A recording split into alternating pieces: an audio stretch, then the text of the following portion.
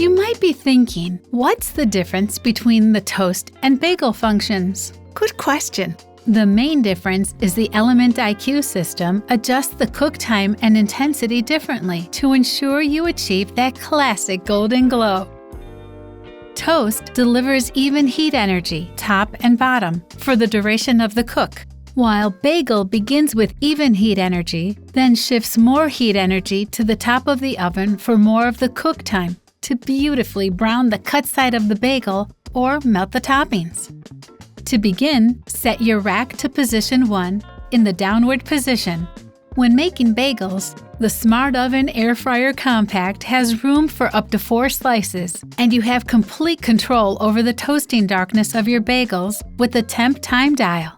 This capability is really clever because browning can vary from bagel to bagel, particularly those made from white, dark, and seeded breads.